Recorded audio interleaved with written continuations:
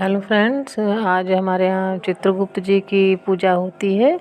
तो जब तक इनकी पूजा नहीं होती तब तक लिखा नहीं जाता है। तो कलम दवात की भी पूजा ऐसे आज ही सब जेंट्स लेडीज जितने होते हैं सब करते हैं। तो हम अभी थोड़ा लेट हमें हो गया है क्योंकि हम बाहर जो है गोधन भगवान थे उनकी पूजा वूजा की तैयारी कर रहे थे। तो अब बिटिया मेरी नहा रही है, तो अब वो नहा रहे तो हम दोनों लोग करेंगे बाहर, और यहाँ फिर हम कहे तब तक इनकी पूजा कर लें। तो देखिए हम चित्रगुप्त जी की पूजा कर रहे हैं। तब तक हम बाहर जो है वो भैया दूज में जो गोवर्धन का होता है वो हम बाहर कर रहे थे। तो अब हम भी कर रहे हैं, तो आपको मैं दिखाती हूँ कैसे होता है। उसके बाद इनको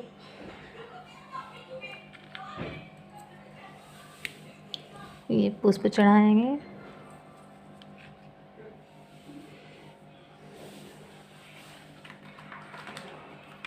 ये मिठाई का भोग लगाएंगे।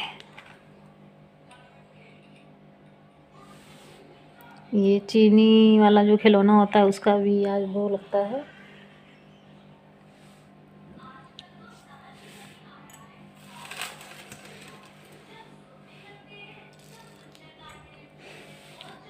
ये लावा सभी कुछ है।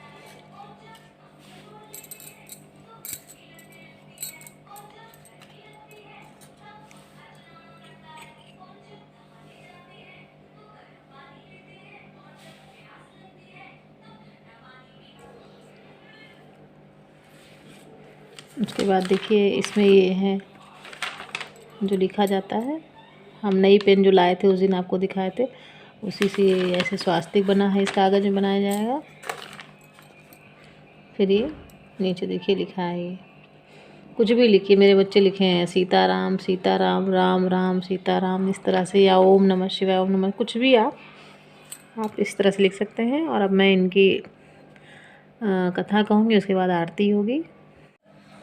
एक बार युधिष्ठिर जी भीष्म जी से बोले, हे पितामह, आपकी कृपा से मैंने धर्मशास्त्र सुने, परंतु यमद्वितीया का क्या पुण्य है, क्या फल है, यह मैं सुनना चाहता हूँ। आप कृपा करके मुझे विस्तार पूर्वक कहिए।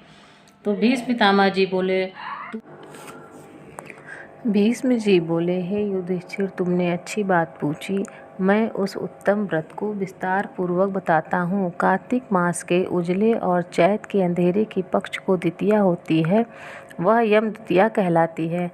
युधिष्ठिर जी बोले, उस कार्तिक के उजले पक्ष की द्वितीया में किसका पूजन करना चाहिए, और चैत महीने में यह व्रत कैसे हो, उसमें किसका पूजन करें। भीष्म पितामह बोले, हे युधिष्ठिर, पुराण संबंधी कथा बताता हूँ, इसमें कोई संशय नहीं है। इस कथा को सुनकर सब प्राणियों के पाप दूर हो जाते हैं। सतयुग में नारायण भगवान में जिनकी नाभि से ब्रह्मा जी उत्पन्न हुए, उन्हें वेदवक्ता भगवान ने चारों वेद कहे। नारायण बोले, हे ब्रह्मा जी, आप सबकी अवस्था, रूप और योगियों की गति हो, मेरी आज्ञा से संपूर्ण जगत को शीघ्र रचो। हरि के ऐसे वचन सुनकर हर्ष से प्रफुल्लित हुए ब्रह्मा जी ने मुख से ब्राह्मण को, बाहुओं से क्षत्रियों को, जंघाओं से वैश्य को और पैरों से शूद्रों को उत्पन्न किया। उनके पीछे देव, गंधर्व, दानव, राक्षस, सर्प, नाग, जल के जीव, स्थल जीव, नदी, पर्वत और वृक्ष आदि को पैदा कर मनु जी को पैदा किया। इसके बाद दक्ष प्रजापति को पैदा किया और तब उनसे आगे सृष्टि और उत्पन्न करने को कहा। दक्ष प्रजापति ने 60 कन्याएं उत्पन्न हुई, जिनसे 10 धर्मराज को, 13 कश्यप को और 27 चंद्रमा को दिए। कश्यप जी से देव, दानव, राक्षस, इसके सिवाय और भी गंधर्व, पिशाच, गौ और पक्षियों की जातियां पैदा हुई। धर्मराज को धर्म प्रदान जानकर सबके पितामह ब्रह्मा जी ने उन्हें सब लोकों का अधिकार दिया और धर्मराज से कहा कि तुम आलस्य त्याग कर काम करो। जीवों ने जैसे जैसे शुभ अशुभ कर्म किए हैं, उसी के अनुसार तुम उनको दंड दो। सदा मेरी आज्ञा का पालन करो। ब्रह्मा जी की आज्ञा सुनकर बुद्धिमान धर्मराज ने हाथ जोड़कर सबके परम पूज्य ब्रह्मा जी को कहा, हे प्रभु, मैं आपका सेवक निवेदन करता हूँ कि इस सारे जगत में कर्मों का विस्तार पूर्वक फल देने की जो आपने मुझे आज्ञा दी है, वह एक महान कर्म है। आपकी आज्ञा सिरोधार्य कर मैं यह काम अवश्य करूँगा, जिससे कि कर्म करने वालों को फल मिलेगा, परंतु पूरी सृष्टि में जीव और उनके देह भी अनंत हैं। देश काल ज्ञात अज्ञात आदि भेदों के कर्म भी अनंत हैं। उनमें कर्ता ने किसने किया है, कितने भोगे, कितने शेष और कैसा किसका भोग है, तथा इन कर्मों के भी मुख व गौड़ भेद से अनेक हो जाते हैं। ऐसे एक कर्ता ने कैसे किया है, स्वयं किया या दूसरे की प्रेरणा से किया, आदि कर्म चक्र महागहन है। अतः मैं अकेला किस प्रकार इस भार को उठा सकूंगा। इसलिए मुझे कोई ऐसा सहायक दीजिए जो धार्मिक, न्यायी और बुद्धिमान, शीघ्रकारी, लेख कर्म में विज्ञप्त, चमत्कारी, तपस्वी, ब्रह्मनिष्ठ और वेद शास्त्र का ज्ञाता हो। धर्मराज ने इस प्रकार प्रार्थना पूर्वक किए हुए कथन को विधाता सत्य जान मन में प्रसन्न हुए और यमराज का मनोरथ पूर्ण करने की चिंता करने लगे। सब गुणों वाला ज्ञानी लेखक पुरुष होना चाहिए, उनके बिना धर्मराज का मनोरथ पूर्ण न होगा। तब ब्रह्मा जी ने कहा, हे धर्मराज, तुम्हारे अधिकार में मैं सहायता करूँगा। इतना कहा ब्रह्मा जी ध्यान मग्न हो गए। उसी अवस्था में उन्होंने 1000 वर्ष तक तपस्या की।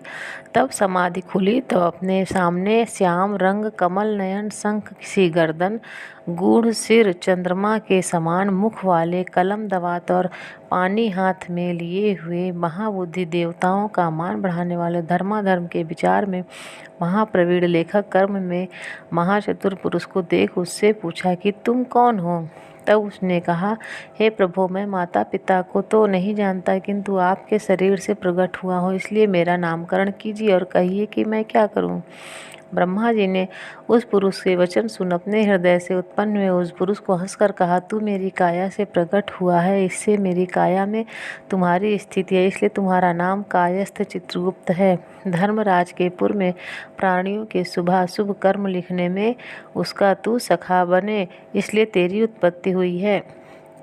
ब्रह्मा जी ने चित्रगुप्त जी से यह कहकर धर्मराज से कहा, हे धर्मराज, यह उत्तम लेखक तुझको मैंने दिया है, जो संसार में सब कर्म सूत्र की मर्यादा पालने के लिए। इतना कहकर ब्रह्मा जी अंतर्ध्यान हो गए। फिर वह चित्रगुप्त कोटि नगर को जाकर चंड प्रचंड ज्वालामुखी काली जी के पूजन में लग गए। उपवास कर उन्होंने भक्ति के साथ चंडिका के भावना में मन ही मन प्रार्थना किया। उनसे चित्त लगाकर ज्वालामुखी देवी का जप और स्तोत्र से भजन, पूजन और उपासना की। इस प्रकार की जगत को धारण करने वाली तुमको नमस्कार है। हे महादेवी, तुमको नमस्कार है। स्वर्ग, मृत्यु, पाताल आदि लोकोत्तरों को रोशनी देने वाली तुमको नमस्कार है। संध्या और रात्रि रूप भगवती तुमको नमस्कार है। श्वेत वस्त्र धारण करने वाली सरस्वती तुमको नमस्कार है। सत रज तमो गुण रूप देवगणों की कांति देने वाली देवी, हिमचल पर्वत पर स्थापित आदिशक्ति चंडी देवी तुमको नमस्कार है।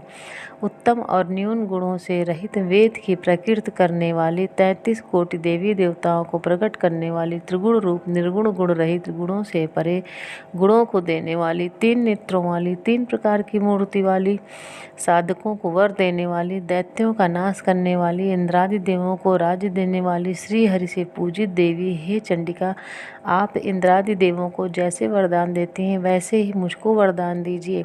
मैंने लोगों के अधिकार के लिए आपकी स्तुति की है, इसमें संशय नहीं है।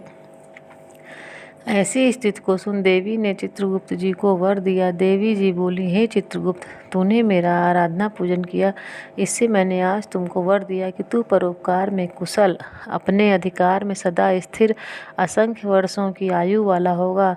यह वर देकर दुर्गा देवी जी अंतर्ध्यान हो गईं। उसके बाद चित्रगुप्त महाराज धर्मराज के पास स्थान पर गए और वे आराधना करने योग्य अपने आसन पर स्थित हुए। उसी समय ऋषियों ने उत्तम ऋषि सुशर्मा, जिनकी संतान की चाहत थी, ब्रह्मा जी का आराधना किया। तब ब्रह्मा जी ने प्रसन्नता से उनकी इरावती नाम की कन्या को पाकर चित्रगुप्त जी के साथ उसका विवाह किया। उस कन्या से चित्रगुप्त के 8 पुत्र उत्पन्न हुए, जिनके नाम हैं 404, चित्र, मतिमान, हिमवान, चित्रवार, अरुण और 8वां अतीन्द्रिय। दूसरी जो मनु की कन्या दक्षिणा चित्रगुप्त से ब्याही गई, उनके 4 पुत्र हैं। उनके भी नाम हैं भानु, विभानु, विश्वभानु, वीर्यवान। चित्रगुप्त के 12 पुत्र विख्यात हुए और पृथ्वी तल पर विचरे। उनमें से 4 मथुरा जी को गए और वहाँ रहने से मथुरा हुए। राजन सुचार गौड़ बंगाले को गए, इससे वे गौड़ हुए। चित्रभट नदी के पास नगर को गए, इससे वे भटनागर कहलाए। श्रीनिवास नगर में भानु बसे, इससे वे श्रीवास्तव कहलाए। हिमवान अम्बा दुर्गा जी की आराधना कर अम्बा नगर में ठहरे, इससे वे अम्बष्ट कहलाए। इस प्रकार अनेक जाति उनसे उत्पन्न हुई। उस समय पृथ्वी पर एक राजा जिसका नाम सौदास था, सौराष्ट्र नगर में उत्पन्न हुआ। वह महापापी, पराया धन चुराने वाला, पराई स्त्रियों से आसक्त, अभिमानी, चुगलखोर, पाप करने वाला था। जो राजन जन्म से लेकर सारी आयु पर्यंत उसने कुछ भी धर्म नहीं किया। किसी समय वह राजा अपनी सेना लेकर उस वन में गया जहाँ पर हिरण आदि जीव रहते थे। शिकार खेलने गया, वहाँ उसने निरंतर व्रत करते हुए एक ब्राह्मण को देखा। वह ब्राह्मण चित्रगुप्त जी और यमराज जी का पूजन कर रहा था। यम द्वितीया का दिन था। राजा ने पूछा, महाराज आप क्या कर रहे हो? ब्राह्मण ने यम द्वितीया का व्रत कर सुनाया। यह सुनकर राजा ने उसी क्षण कार्तिक के महीने में शुक्ल पक्ष की द्वितीया को धूप दीपादि सामग्री से चित्रगुप्त जी के साथ धर्मराज का पूजन किया। व्रत के बाद उसने वह अपने घर में आया। कुछ दिन उसके पीछे मन को विस्मरण हुआ और वह व्रत भूल गया। बाद याद आने पर उसने फिर से व्रत किया। समय परांत काल संयोग से वह राजा सौदास मर गया। यमदूतों ने उसे दृढ़ता से बांध कर यमराज के पास पहुंचाया। यमराज जी ने उस समय घबराते हुए मन वाले राजा को अपने दूतों से पीटते देखा तो चित्रगुप्त जी ने से पूछा कि इस राजा ने क्या कर्म किया है। उस समय धर्मराज जी का वचन सुनकर चित्रगुप्त जी बोले, इसने बहुत ही दुष्कर्म किए हैं, परंतु दया योग से एक व्रत किया जो कार्तिक के शुक्ल पक्ष में द्वितीया होती है। उस दिन आपका और मेरा गंध चंदन फूल आदि सामग्री से एक बार भोजन के नियम से और रात्र में जागने के पूजन किया है। हे देव महाराज, इस कारण यह राजा नरक में डालने योग्य नहीं है।